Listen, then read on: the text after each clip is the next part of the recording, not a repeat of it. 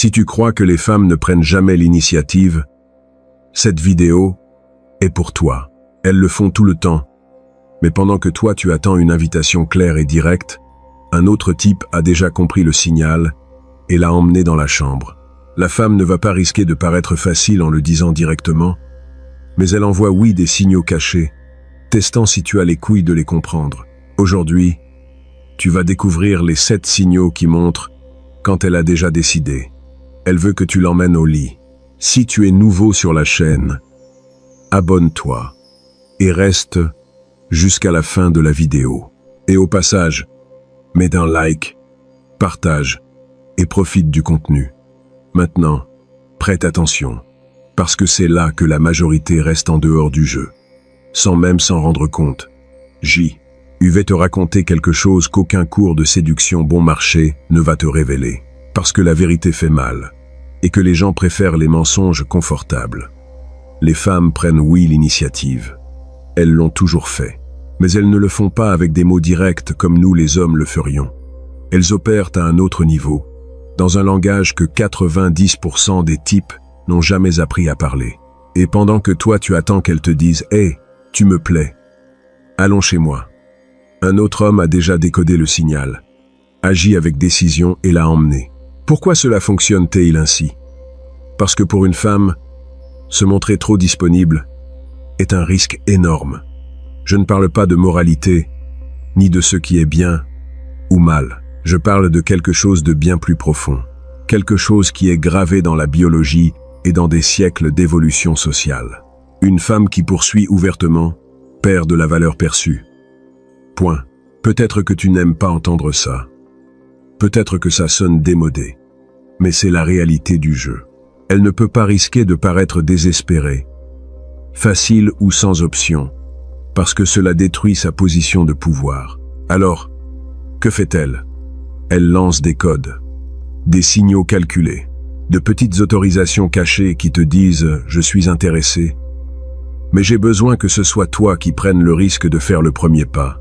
C'est un mécanisme de protection brillant, presque machiavélique dans son efficacité. Et voici le brutal. Chacun de ces signaux est aussi un test, un examen silencieux pour mesurer si tu as l'autorité, la confiance et le courage pour mener la situation vers l'intimité. Si tu doutes, si tu gèles, si tu demandes plus de confirmation, tu viens d'échouer, et elle le sent immédiatement. Il sourit de façon prolongée, et elle pense qu'il est gentil. Il voit qu'elle s'approche physiquement, et assume ça doit être une coïncidence. Il voit qu'elle joue avec ses cheveux près de lui, et croit elle est juste nerveuse. Et pendant que lui continue d'être là, paralysé dans sa propre insécurité, attendant un signal plus clair, plus évident, plus sûr, elle a déjà perdu l'intérêt. Parce que ce qu'elle vient de voir n'était pas de la timidité. C'était de la faiblesse. Et la faiblesse ne génère pas de désir. Elle génère de l'indifférence. Et après, de la répulsion. Laisse-moi être brutalement honnête avec toi. La femme ne va pas te récompenser pour être le type qui attend la permission explicite pour agir. Cela ne te rend pas respectueux. Cela te rend invisible. Le véritable respect est dans le fait de savoir lire le moment, d'avoir la confiance pour avancer, quand les signaux sont là, et d'avoir aussi l'intelligence émotionnelle, pour t'arrêter quand ils ne le sont pas. Mais cet équilibre, tu ne l'atteins que si d'abord tu apprends le langage. Et c'est là qu'entre la philosophie que des types comme Machiavel ont comprise il y a 500 ans, bien que dans un autre contexte. Il parlait du fait que le pouvoir réel ne se demande pas. Il se prend avec une décision calculée, que l'hésitation est l'ennemi de l'action efficace, que celui qui attend le moment parfait perd l'opportunité réelle. La même chose s'applique dans ce domaine. Chaque seconde que tu passes à douter après qu'elle a lancé un signal est une seconde où la tension sexuelle s'évapore. Elle a investi en te donnant cette opportunité. Ton inaction est un manque de respect à ce risque qu'elle a pris. Les 7 codes que je vais révéler dans cette vidéo ne sont pas des tours de magie. Ce sont des modèles réels de comportement que les femmes utilisent pour communiquer la disponibilité sans s'exposer socialement. Et le plus important, chacun de ces codes vient accompagné d'une fenêtre d'action. Si tu agis à l'intérieur de cette fenêtre, tu avances. Si tu la laisses passer, la porte se ferme. Aussi simple que ça. Aussi impitoyable que ça. Regarde, mon ami. Cette chaîne n'a pas de sponsor. Il n'y a pas de marque qui me paie pour te dire ce qu'elles veulent que tu entendes. Tout ce que je fais ici, c'est enquêter, analyser et partager des vérités inconfortables qui peuvent changer ta réalité avec les femmes. Si ce contenu t'ouvre déjà les yeux, si tu sens que tu es en train de comprendre des choses que personne ne t'a expliquées avant, je te demande quelque chose. Deviens membre de la chaîne. Ton soutien direct est ce qui me permet de continuer à faire ce travail sans compromettre le message. Je ne te vends rien. Je te demande juste d'investir dans ton propre développement. Maintenant, continuons, parce que ce qui vient ensuite est de la dynamite pure. Bien. Maintenant que tu as compris pourquoi les femmes ne vont jamais te demander la permission de façon directe, allons au concret. Je vais te révéler les 4 premiers codes qu'elle utilise pour te dire, sans mots, qu'elle a déjà pris la décision. Et crois-moi, quand tu auras fini d'écouter ça, tu te souviendras de toutes les fois où une femme t'a donné le feu vert et que tu ne l'as simplement pas vue. Premier code. Le double regard. C'est chirurgical. Elle te regarde, détourne le regard, et ensuite te regarde à nouveau, en maintenant l'attention quelques secondes de plus que la normale. Ce n'est pas un hasard. C'est un scan délibéré de ta présence. Ce qu'elle fait, c'est évaluer si tu as la capacité de soutenir cette attention sans t'effondrer. La plupart des types, que font-ils? Ils regardent le sol, sourient comme des enfants nerveux, ou lèvent la main pour saluer comme s'ils étaient des connaissances de toute une vie. Erreur fatale. Cela communique une insécurité instantanée. La réponse correcte est de lui soutenir le regard 2 ou 3 secondes avec un demi-sourire qui dise « Je t'ai vu, je sais ce que tu fais. Et j'aime le jeu. » Rien de plus. Ne cours pas vers elle, comme un chien affamé. Laisse-la traiter que tu viens de passer son premier filtre. Deuxième code. Positionnement stratégique. Regarde bien ça parce que c'est de l'or pur. Elle élimine les barrières physiques. Si vous êtes dans un bar, soudain elle est debout juste à côté de toi en train de commander un verre. Si c'est une réunion sociale, elle trouve le moyen d'être près de ton espace. Ce n'est pas une coïncidence, c'est une invitation cachée. Elle a réduit le coût d'approche pour que tu n'aies pas d'excuses. Mais, voici le jeu. Elle a fait sa part. Maintenant, c'est à ton tour de démontrer de l'initiative. Si tu restes silencieux en attendant qu'elle parle en premier, tu as perdu. Le coup de maître est d'assumer le contrôle immédiatement. Quelque chose de direct, mais sans attachement. Je vois que tu t'es approché. Je vois que tu t'es approché. Maintenant, dis-moi quel est ton plan. Cela inverse le pouvoir. Tu es en train de lui dire que ton espace a de la valeur et qu'elle a investi pour y entrer. Troisième code. Jouer avec les cheveux ou les accessoires. Celui-ci, tu le connais, mais tu l'as probablement mal interprété toute ta vie. Quand une femme commence à arranger ses cheveux, ajuster son collier ou vérifier son reflet près de toi, ce n'est pas de l'insécurité, c'est une exhibition calculée. Elle confirme qu'elle a l'air le mieux possible parce qu'elle sait que tu regardes. C'est un rituel de préparation pour l'interaction. Maintenant, l'erreur du type moyen est de lancer des éloges génériques. Tu es très jolie. J'aime tes cheveux. Ça te met dans la catégorie de tous les autres. Le coup intelligent est de valider l'effort, pas l'apparence. Quelque chose comme « J'aime comment tu utilises ça pour attirer l'attention, mais ça ne va pas marcher avec moi aussi facilement. » Ou simplement « Je vois que tu t'es bien préparé pour ça. » Cela communique que tu n'es pas un type qui est impressionné par le superficiel, et ça la déstabilise dans le meilleur sens possible. Quatrième code, le sourire soutenu. C'est l'autorisation la plus claire que tu vas recevoir sans mots. Ce n'est pas un sourire de politesse. C'est un sourire qui dure plus que nécessaire, accompagné d'un contact visuel direct. C'est sa façon de te dire « J'ai déjà décidé que tu m'intéresses. Maintenant, ça dépend de toi. » Et c'est là que la plupart des hommes restent gelés, parce qu'ils ne savent pas quoi faire de cette information. Ils rendent le sourire et restent là plantés comme des statues. Mon ami, ce sourire est un mandat d'action. Elle a assumé le risque. Maintenant, tu dois capitaliser le moment. Approche-toi et sois direct, sans être désespéré. Ce sourire en dit plus que tu ne le crois. Qu'est-ce que tu vas faire à ce sujet? Tu es en train de forcer un investissement verbal de sa part. Et ça, c'est du pouvoir. Vaudeux. Maintenant, laisse-moi te dire quelque chose que Machiavel a compris mieux que personne à son époque. L'opportunité a une date d'expiration. Dans ses écrits sur la stratégie politique, il a laissé clair que celui qui attend trop pour agir perd l'avantage. La même chose se passe ici. Chacun de ces codes a une fenêtre d'opportunité. Si tu la laisses passer parce que tu attends d'être plus sûr, plus préparé ou moins nerveux, tu as simplement perdu. La tension sexuelle n'attend pas. Elle se construit dans le moment et se détruit avec l'inaction. Et voici la vérité inconfortable. Elle ne va pas te donner une seconde opportunité plus claire.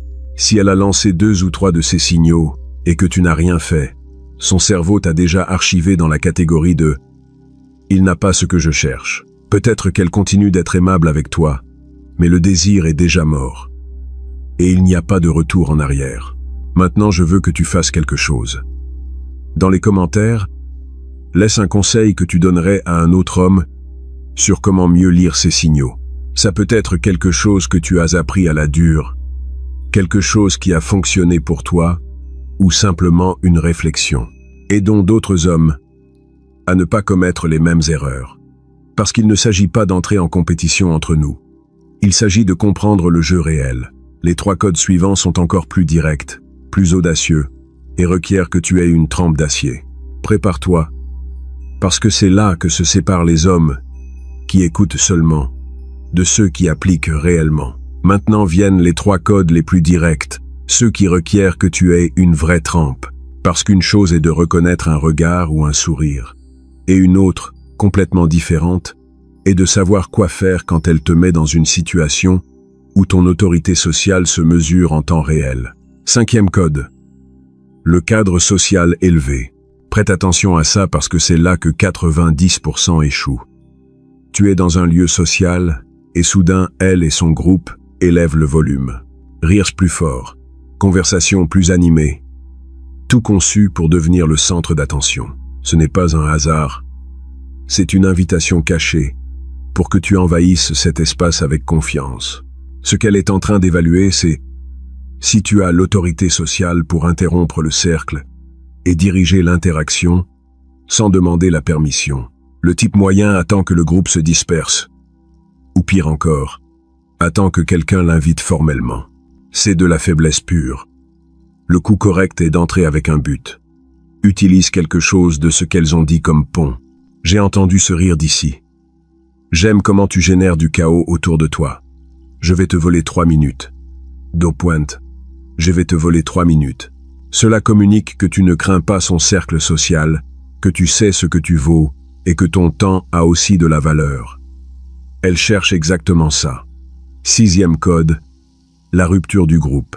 C'est le plus précieux de tous parce que c'est la fenêtre d'opportunité maximale. Elle s'isole du groupe, va au bar seul, vérifie son téléphone à la périphérie, cherche n'importe quelle excuse pour se séparer.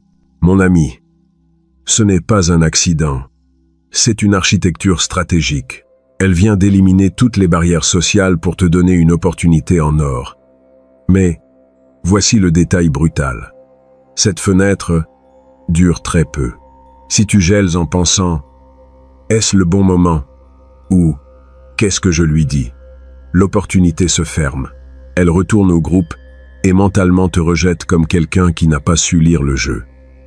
L'action correcte est immédiate et décisive. Approche-toi et sois direct. J'ai vu que tu allais te cacher. Je ne vais pas te laisser faire ça. Quel est ton plan maintenant? Tu es en train de démontrer que tu comprends le jeu et que tu as la vitesse pour capitaliser le moment exact. 7e code, le test de proximité. C'est le test définitif de polarité sexuelle. Le contact physique accidentel. Son épaule frôle la tienne. Sa main touche ton bras en parlant. Elle se penche plus près que nécessaire pour t'écouter. Ce n'est pas de la maladresse. C'est un test pour mesurer ta réaction. Ce qu'elle veut savoir, c'est si tu vas reculer comme un type effrayé ou si tu vas soutenir le contact avec naturel et l'escalader subtilement. L'erreur mortelle est de s'excuser ou de t'éloigner. Cela détruit toute la tension sexuelle en une seconde. La réponse de l'homme qui comprend le jeu est de soutenir le contact, la regarder directement dans les yeux, avec un demi-sourire, et dire quelque chose comme « c'était intentionnel, ça ne me dérange pas ». Après, tu rends un toucher léger sur l'épaule ou l'avant-bras. Cela communique que non seulement tu comprends le signal, mais que tu es prêt à escalader sans hésiter. Maintenant, laisse-moi connecter cela avec quelque chose que quiconque ayant étudié la stratégie comprend. Machiavel parlait du fait que dans l'exercice du pouvoir, l'indécision est plus dangereuse que l'action erronée. Parce que l'action, même si elle échoue, démontre du caractère. Mais la paralysie démontre de la peur. Et la peur est ce qui tue le désir. Chacun de ces codes est une opportunité où ta capacité d'agir sans douter définit si tu avances ou si tu restes dehors. Elle ne cherche pas la perfection. Elle cherche la décision. Et ici va quelque chose d'important. Le non-attachement. Les hommes qui dominent ce jeu ont quelque chose en commun. Ils n'agissent pas depuis le désespoir. Ils agissent depuis l'abondance interne. Ils voient ces signaux, répondent avec confiance, mais ne s'effondrent pas émotionnellement si la chose n'avance pas. Parce que leur valeur ne dépend pas de l'approbation d'une femme spécifique. Ce calme sous pression est ce qui génère l'attraction magnétique. C'est ce qui communique que tu es un homme complet, pas un naufragé cherchant une bouée de sauvetage. Maintenant, je veux que tu participes à quelque chose. À ton avis, qu'est-ce qui fonctionne le mieux pour initier une conversation après avoir détecté ces signaux? A. Un compliment inattendu qui déstabilise. B. Une question ouverte sur quelque chose que tu as noté chez elle. Écris A ou B dans les commentaires et explique rapidement pourquoi tu as choisi cette option. Je veux voir quelle stratégie gagne dans cette vidéo. Tu connais déjà les 7 codes. Maintenant vient la partie qui sépare les amateurs des véritables stratèges. Comment transformer ces codes en le chemin direct vers l'intimité? Parce qu'une chose est de reconnaître les signaux, et une autre très différente est de savoir fermer le cycle avec autorité. Bien, nous arrivons au point où tout se définit. Tu as déjà reconnu les 7 codes. Tu sais déjà qu'elle est intéressée. Maintenant vient la question qui sépare l'homme commun du stratège. Comment transformes-tu ces signaux en intimité réelle? Parce que reconnaître l'intérêt ne sert à rien si tu ne sais pas fermer le cycle. Voici la vérité brutale que personne ne te dit. Une fois qu'elle a lancé 3 ou 4 de ces codes et que tu as répondu avec autorité, son cerveau a déjà commencé à rationaliser la livraison. Je ne parle pas de manipulation, je parle de comment fonctionne la psychologie du désir. Quand une femme investit émotionnellement dans l'interaction, quand elle a pris des risques subtils et que tu as démontré que tu sais les diriger, son esprit commence à justifier ce qui vient après. Je me suis approché parce qu'il me semble intéressant. J'ai soutenu son regard parce qu'il a de la confiance. J'ai touché son bras parce que la conversation coule. Tout ça, c'est de l'investissement émotionnel accumulé. Et chaque investissement la rapproche plus du point de non-retour. Le point de non-retour est ce moment où la tension sexuelle est à son maximum. Et n'importe quel pas en arrière serait antinaturel. Elle a déjà décidé intérieurement qu'elle veut avancer, mais elle a besoin que toi tu diriges cette avancée, parce que si elle le propose directement, elle sent qu'elle perd de la valeur. Alors c'est à toi de fermer avec décision, et c'est là que la plupart des hommes se sabotent. Ils ont peur d'être trop directs. Ils ont peur de gâcher ça. Alors ils commencent à tourner autour du pot, à allonger la conversation plus que nécessaire, attendant un signal encore plus clair. Mon ami, il n'y a plus de signaux plus clairs. Si elle t'a donné 4 ou 5 de ces codes, le feu vert est allumé. La seule chose qui manque, c'est que tu agisses. Le coup de maître est l'escalade graduelle mais constante. Je ne suis pas en train de dire que tu sautes directement à proposer d'aller chez toi ou chez elle. Je suis en train de dire que chaque pas que tu fais doit réduire la distance physique et émotionnelle. Si vous êtes dans un lieu public, tu proposes d'aller dans un endroit plus tranquille. Cet endroit est très bruyant. Je connais un bar à 2 rues d'ici où on peut mieux parler. Ce n'est pas une proposition sexuelle directe, mais les deux savent ce que ça signifie. C'est un test pour voir si elle est prête à s'isoler avec toi. Si elle accepte, tu viens de confirmer qu'elle veut avancer. Une fois dans un environnement plus privé, l'escalade physique devient naturelle. Le contact occasionnel devient plus fréquent. La distance entre vous se réduit. Et voici la règle d'or que tu ne dois jamais oublier. Ne t'excuse pas pour ton désir. L'homme qui dit « J'espère ne pas être très audacieux » ou « Dis-moi si ça te met mal à l'aise » communique de l'insécurité. Il demande la permission comme un enfant. La femme ne veut pas ça. Elle veut l'homme qui sait ce qu'il veut et avance avec respect, mais sans hésitation. Quand arrive le moment du contact le plus intime, que ce soit un baiser ou l'invitation finale dans un endroit privé, ton attitude doit être celle de quelqu'un qui prend ce que les deux veulent. Ce n'est pas de l'arrogance, c'est de la certitude. C'est savoir que tout ce qui s'est passé avant était une construction de consentement mutuel exprimé en code, regard et tension soutenue. Maintenant, connectons cela avec quelque chose que n'importe quel stratège comprend. Machiavel a écrit sur l'importance d'agir au moment précis, parce que les opportunités n'attendent pas. Dans le contexte des relations entre hommes et femmes, cela signifie que, quand tous les éléments sont alignés, l'indécision est ton pire ennemi. Elle a déjà fait sa part. Elle a lancé les codes, investi émotionnellement, s'est exposée au risque. Maintenant, ta responsabilité est de capitaliser ce moment avec un leadership authentique. Et c'est ce qui fait la différence entre l'homme qui reste constamment dans la zone d'amis et celui qui génère une attraction réelle, l'absence d'excuses pour sa masculinité. L'homme qui domine ces dynamiques ne ressent pas de culpabilité à désirer. Il ne sent pas qu'il doit justifier son intérêt sexuel. Il comprend que c'est une partie naturelle de l'interaction entre hommes et femmes et que la femme attend exactement cette clarté d'intention. L'avantage final du stratège est celui-ci. Pendant que d'autres hommes sont coincés dans leur tête, doutant en suranalysant chaque geste, toi tu es déjà plusieurs pas en avant, parce que tu as compris la carte complète. Tu sais reconnaître les signaux, tu sais répondre avec autorité, tu sais escalader sans demander la permission, et tu sais fermer le cycle quand le moment arrive. Ce n'est pas de la manipulation, c'est une compréhension profonde de comment fonctionne l'attraction réelle. C'est savoir que le désir se construit avec de la tension, avec de l'investissement mutuel, avec un leadership masculin authentique. Et ça, mon ami, c'est ce qui te donne un avantage que la majorité n'aura jamais. Maintenant vient le moment d'appliquer tout ça, parce que la connaissance sans action est seulement du divertissement. Et tu n'es pas venu ici pour te divertir. Tu es venu pour changer ta réalité. Mon ami, tu as déjà la carte complète. Les femmes lancent ces codes tous les jours. Et la seule raison pour laquelle tu n'avances pas est parce que tu ne savais pas les lire. Maintenant, tu le sais. L'hésitation n'est plus une option. Le jeu a déjà commencé. Et tu viens de recevoir les règles réelles. Si cette vidéo t'a ouvert les yeux sur des dynamiques que tu ignorais, abonne-toi à la chaîne, laisse ton like et partage cette connaissance. Dans les commentaires, écris un conseil que tu donnerais à un autre homme sur ces signaux.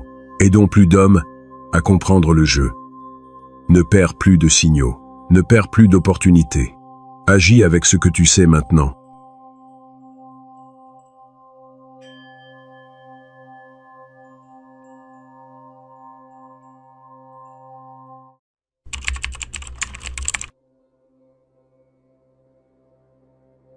Je vais te dire quelque chose qui va paraître cruel, mais c'est la vérité la plus honnête que tu entendras aujourd'hui. Les femmes ne tombent pas amoureuses de l'homme qui les traite bien. Elles tombent amoureuses de l'homme qui les traite de manière imprévisible, de l'homme qui parfois les fait se sentir comme le centre de l'univers, et d'autres fois, agit comme s'ils pouvaient vivre parfaitement sans elles, de l'homme qui ne supplie pas pour leur attention, mais ne la rejette pas non plus complètement. De l'homme qui établit le standard et les fait travailler pour l'atteindre, pas de l'homme qui baisse ses standards pour s'adapter à elle. Et je sais ce que tu penses.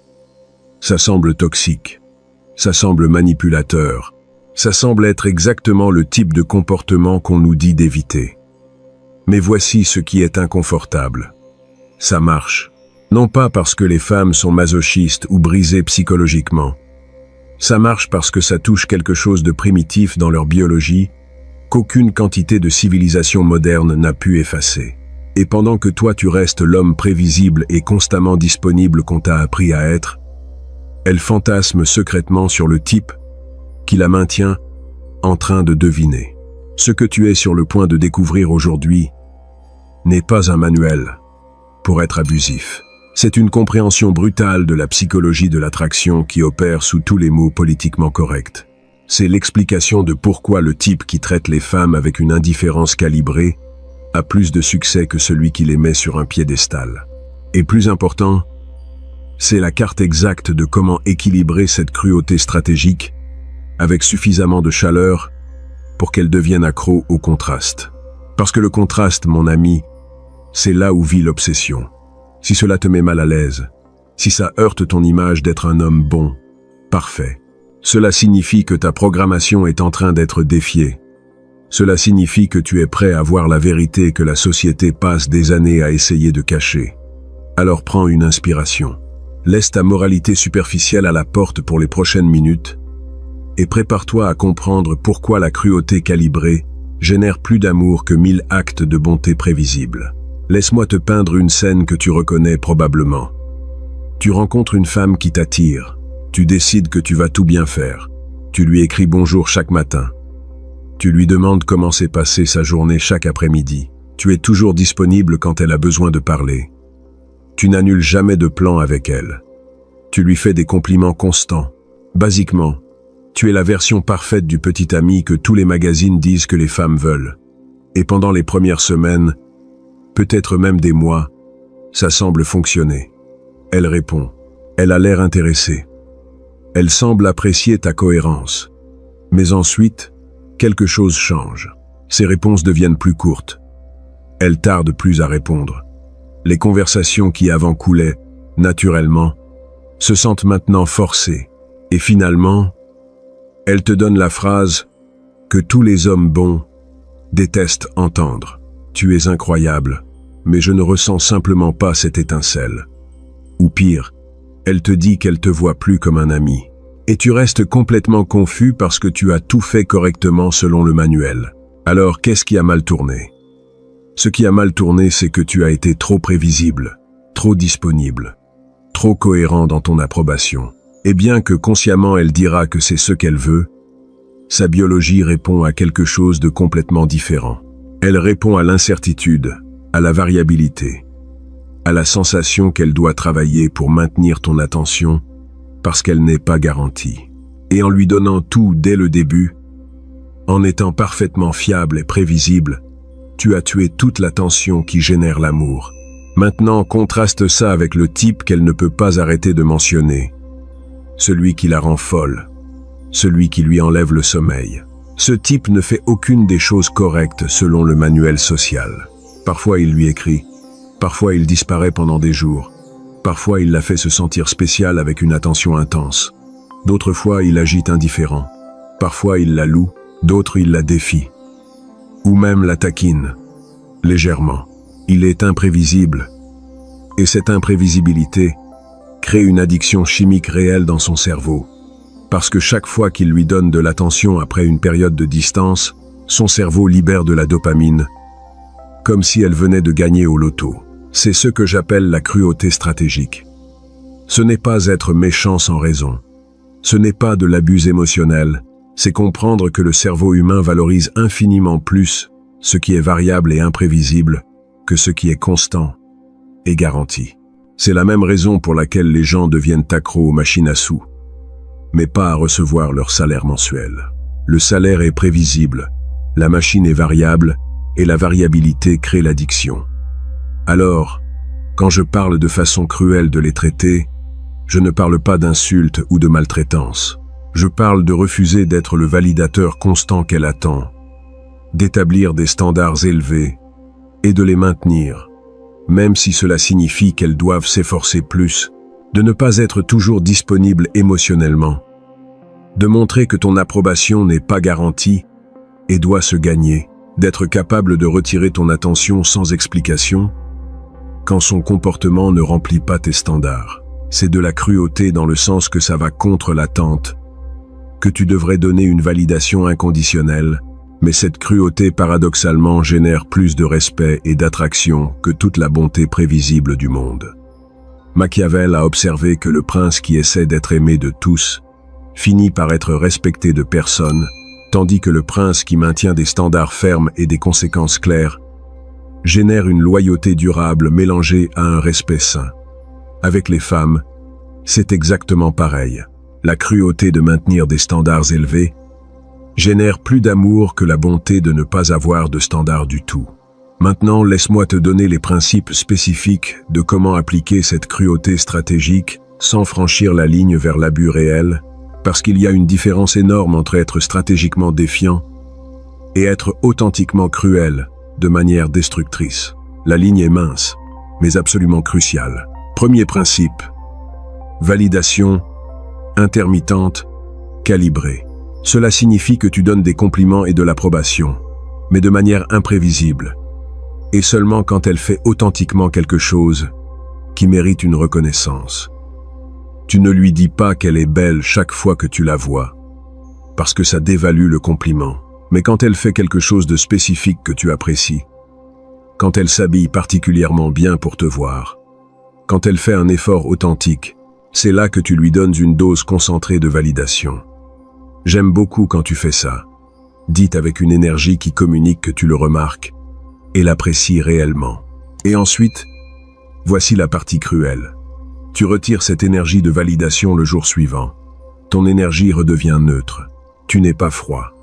Simplement, tu n'es pas en train de déverser de l'approbation constamment. Ce contraste entre le pic de validation et le retour au neutre crée le cycle addictif. Elle s'habitue au neutre. Alors, quand arrive le pic, elle se sent incroyable. Et ensuite, quand tu reviens au neutre, elle inconsciemment commence à se comporter de manière qui peuvent gagner un autre pic. La cruauté ici n'est pas dans ce que tu dis. Elle est dans ce que tu ne dis pas. Elle est dans le fait de nier la validation constante que son ego attend. Elle est dans le fait de rendre ton approbation une ressource rare qui doit se gagner, pas un droit qu'elle reçoit pour exister. Et bien que cela aille contre tout instinct d'être aimable, c'est précisément ce qui rend ton approbation précieuse. Deuxième principe, disponibilité limitée non négociable. C'est là que la plupart des hommes échouent misérablement. Ils pensent que montrer une disponibilité totale démontre de l'intérêt et de l'engagement. Mais ce que cela démontre réellement, c'est que tu n'as rien de mieux à faire, que ta vie tourne autour d'elle. Et ça tue l'attraction plus vite que presque n'importe quelle autre chose. La façon cruelle mais efficace de gérer cela est d'avoir des limites réelles sur ta disponibilité. Ne feins pas d'être occupé. Construis réellement une vie si intéressante que tu es occupé. Et quand elle veut te voir mais que ça entre en conflit avec ton horaire, tu n'annules pas tout immédiatement. Tu lui dis « Cette semaine est chargée, mais samedi après-midi je suis libre. Ça te va ?»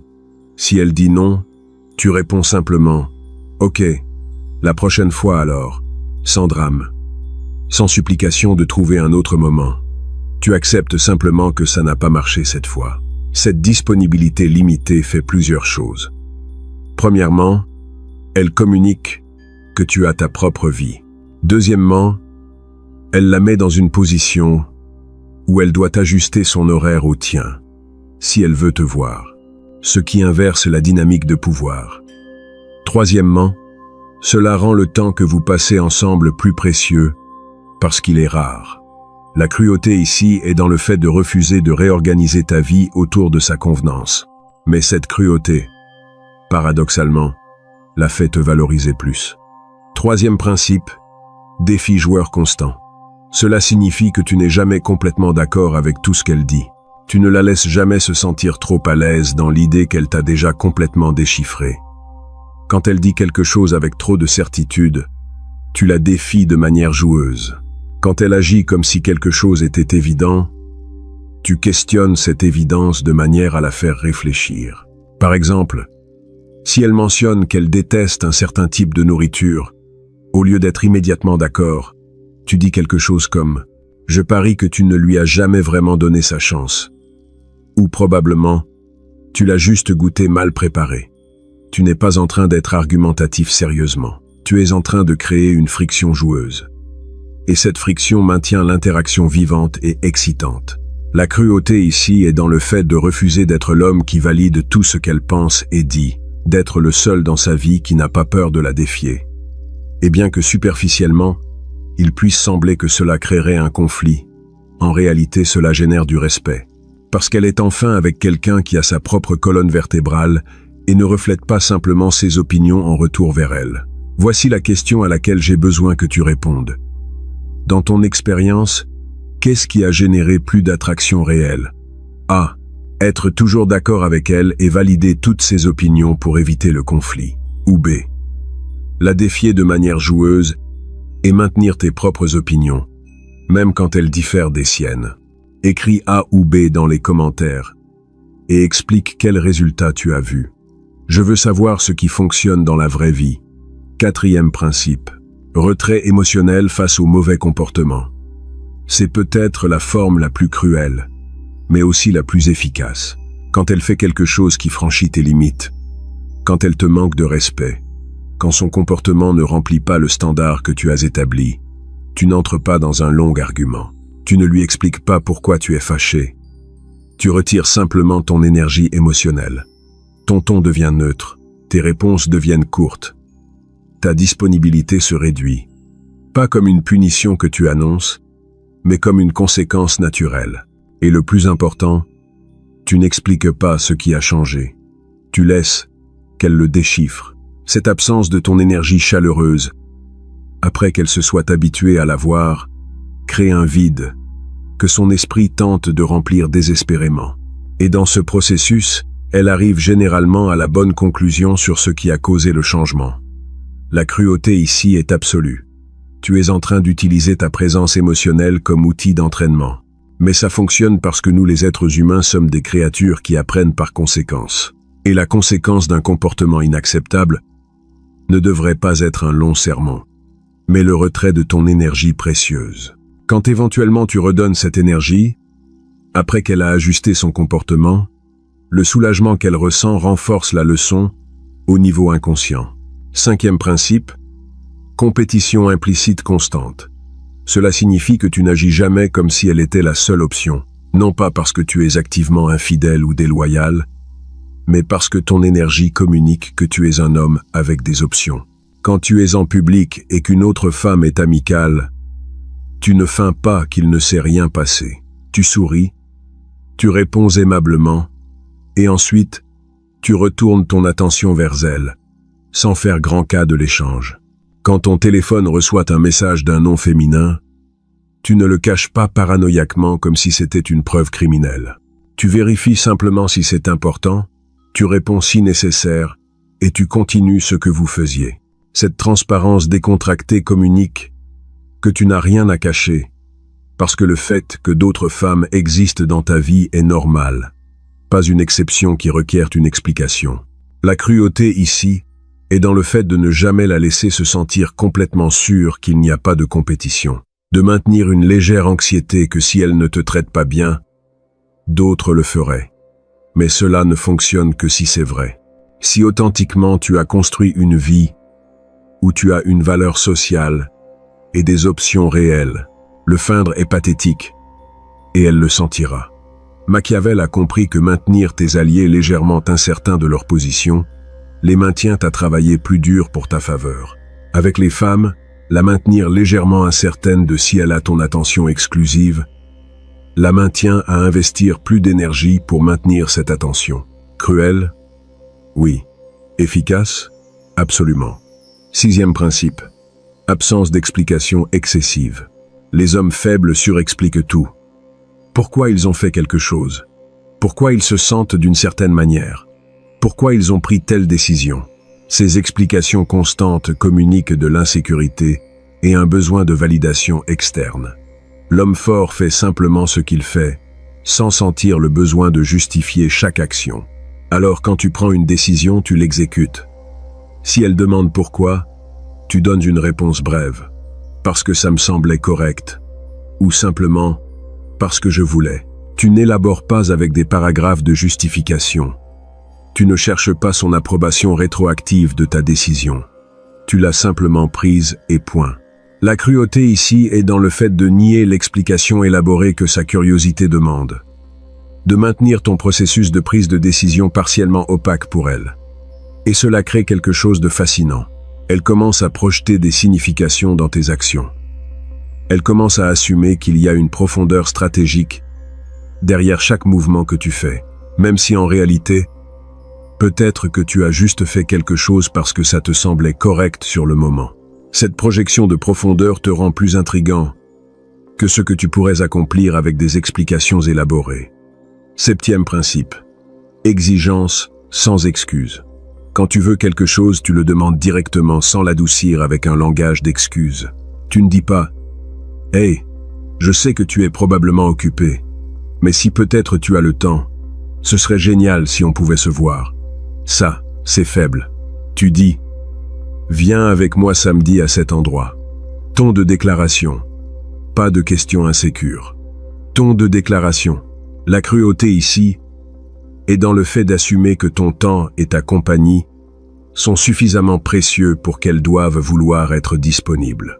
De ne pas t'excuser de faire des demandes sur son temps. D'agir comme si ton invitation était un privilège, pas une supplique. Et quand tu le fais depuis une énergie correcte, une énergie d'homme qui croit authentiquement en sa valeur, elle répond positivement beaucoup plus fréquemment que si tu suppliais. 8e principe. Paix avec son absence potentielle. C'est peut-être le plus difficile, mais aussi le plus puissant. Tu as besoin d'être authentiquement en paix avec l'idée que, si les choses ne fonctionnent pas, tu iras bien. Ne feins pas cette paix. Cultive-la réellement en ayant une vie si complète qu'aucune personne individuelle n'est nécessaire à ton bonheur. Quand tu arrives à cet état, quand tu peux la regarder et ressentir une appréciation réelle pour sa présence, mais sans besoin désespérer qu'elle reste, ton énergie change fondamentalement. Et elle le sent.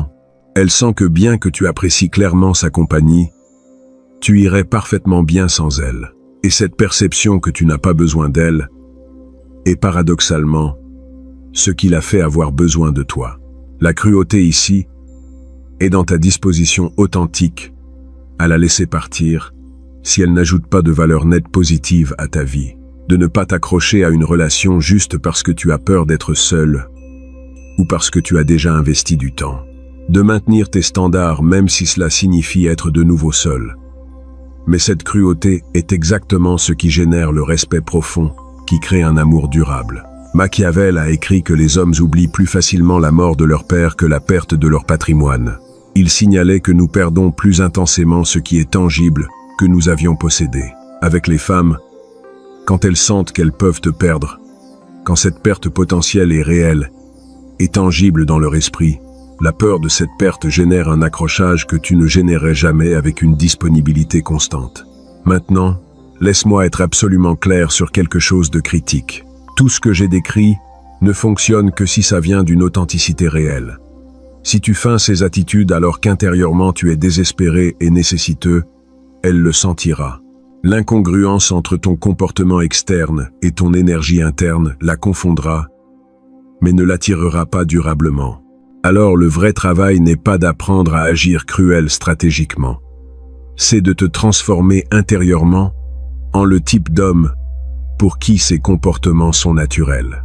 Cela requiert de construire une vie si intéressante que tu es authentiquement occupé. Cela requiert de développer un autorespect si solide que tu ne toléreras authentiquement pas le manque de respect. Cela requiert de cultiver des options réelles pour que tu ne t'accroches pas désespérément à une personne. Cela requiert de travailler sur ta psychologie jusqu'à ce que tu sois authentiquement en paix avec la solitude. Quand tu fais ce travail interne, quand tu te transformes réellement, ces principes de cruauté stratégique cessent d'être des techniques que tu appliques. Ils deviennent simplement comment tu opères naturellement. Et cette authenticité est ce qui les rend dévastateurs d'efficacité. Parce qu'elle ne répond pas à une performance. Elle répond à qui tu es réellement. Et voici le paradoxe final, qui clôt tout. Quand finalement tu deviens cet homme, quand tu incarnes ces principes si profondément qu'ils sont ta nature, tu te rends compte de quelque chose. Ça ne t'importe plus tant qu'elle tombe amoureuse ou non, parce que ta vie est si complète, ton autorespect si élevé, ta sensation d'abondance si réelle, que bien que son amour serait agréable, tu n'en as plus besoin pour te sentir validé. Et c'est exactement l'état qui génère l'amour le plus intense. Parce que finalement, tu es l'homme qui n'a pas besoin de son amour, mais le reçoit de toute façon. L'homme qui pourrait partir à tout moment mais choisit de rester. L'homme dont la cruauté occasionnelle est équilibrée par suffisamment de chaleur pour que le contraste crée l'addiction. Tu es, par essence, le prix qu'elle doit travailler constamment pour garder. Et travailler pour quelque chose est ce qui fait qu'on le valorise. Machiavel a compris que le véritable pouvoir vient non pas d'être aimé inconditionnellement, mais d'être respecté profondément.